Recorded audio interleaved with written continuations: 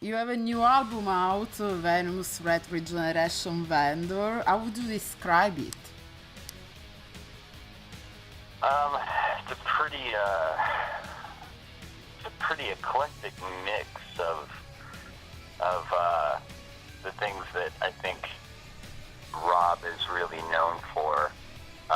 There's some great throwback, upbeat, uh, mosh pit friendly songs, and then there's some really slow, moody, creepy stuff, and then there's some kind of experimental stuff on there. It's a really fun record. It's a fun listen, and it's been getting great reviews. Yeah. So it definitely seems like I really feel like, from an outside perspective, even like from a fan perspective, I really feel like this is his best record since the first Hellbilly Deluxe. Now, in terms of music style, you said it touches multiple aspects.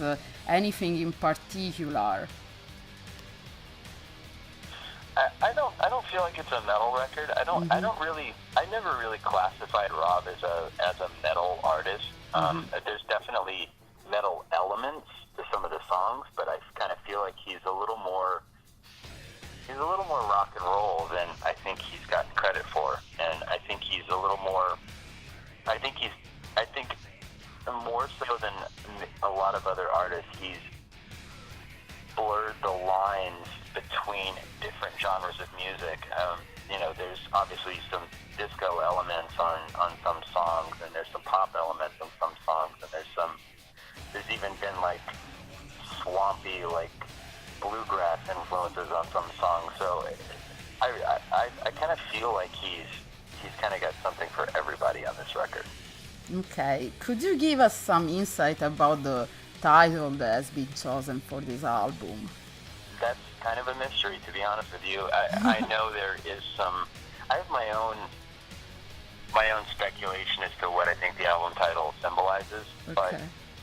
I think he's got something else in his head that he's not even made the band aware of yet.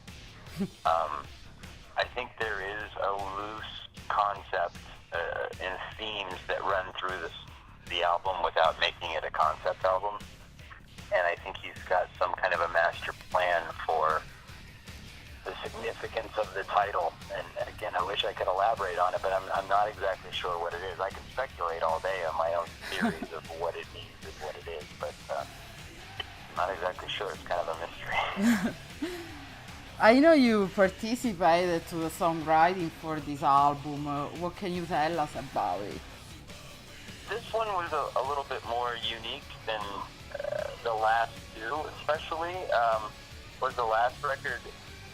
The last record was everybody kind of all hands on deck all the time. A lot of the album was recorded live, and it stayed that way. I'm talking about Hellbilly Deluxe too. Mm-hmm. We John and Tommy, our drummer at the time, and I would track the songs all the way through, and then the song structure seemed to pretty much stay that way. There wasn't a lot of rearranging and a lot of re-editing. This one, a lot of the songs were tracked, and then by the time they had vocals on them, and even after the fact, the structures of the songs changed so much. There was a lot of experimentation with the flow of the songs into each other. There was a lot of experimentation with like how many times choruses would repeat, and it was all done by design too, because he really tried to craft each song with its own unique peaks and valleys, and I think the result is a very atypical song structure, which actually keeps it more interesting for the listener. Nothing ever drones on and on and on. It makes for a very interesting listen. You also filmed a video recently for Dead City Radio and the New Gods of Supertown. Again, another very cool title. Can you tell us something about the inspiration for this video? I wish I could. I don't really know. He had ideas in his head of what he wanted to do, and I showed up on the set at like 7:30 in the morning. I got ready, got dressed, put my makeup on, put my outfit on, and then he said, "Hey, can you wear this Bigfoot costume?" And I kind of knew from that point on, like the day was just going to be completely and totally unpredictable. We had a little person, we had a really, really tall guy, we had just like all kinds of crazy costumes and crazy actors and stuff, there. We had a sword spinning belly dancer. It just was, you didn't really know what was going to happen next, and I think it made for a pretty interesting video. Yeah, I can tell it's also inspired by the movies, Rob Zombie's movies, right? There is that feeling. I assume you watched the new movie, The Lords of Salem, right? Yes. Can you give us a brief personal review without spoilers? It's again something that's very untypical Rob Zombie. It's a very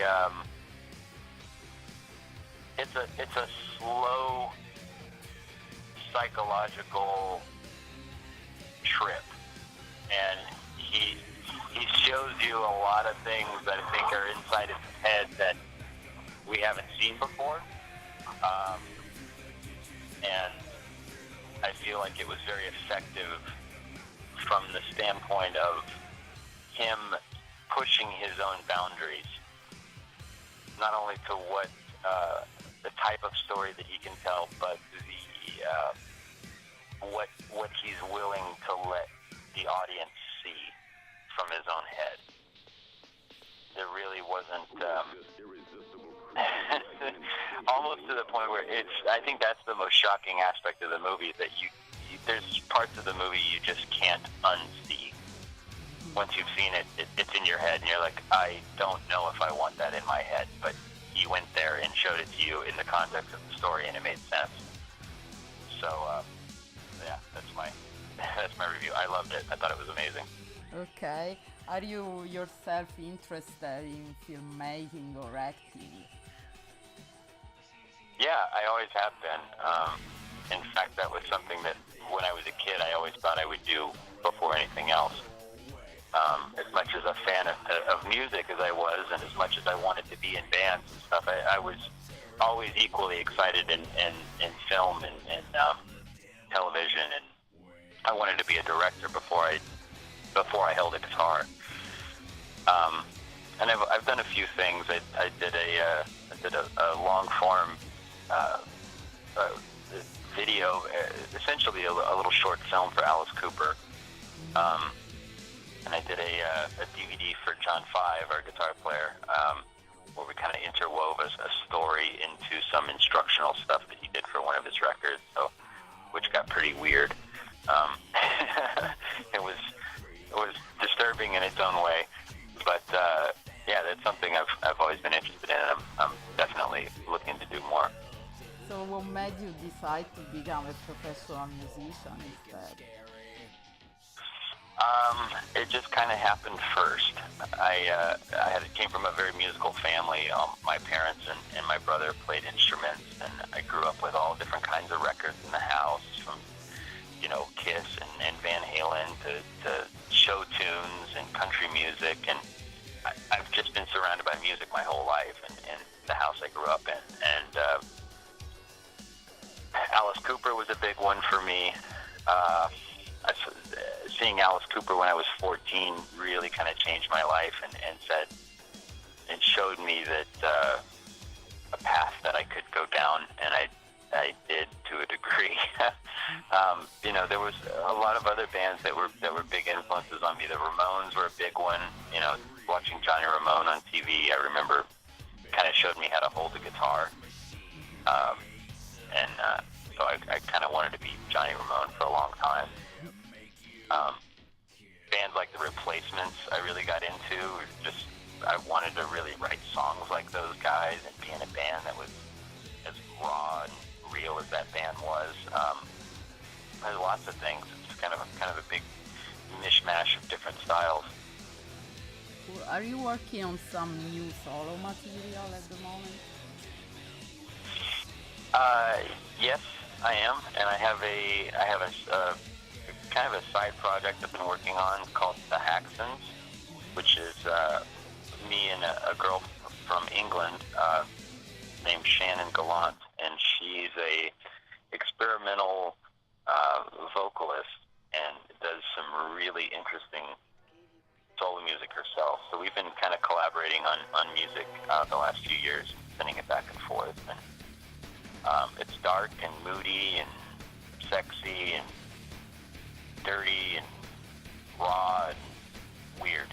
So it's kind of fun. I'm getting to really, I get to scratch a different itch that I wouldn't normally get to scratch with like my solo music or like the pop stuff that I write.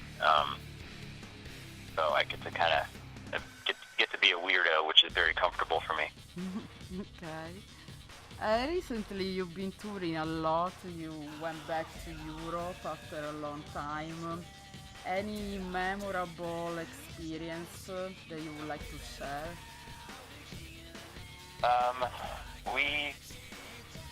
There's lots. I played the Download Festival 3 times, and doing it with Zombie was really special for me.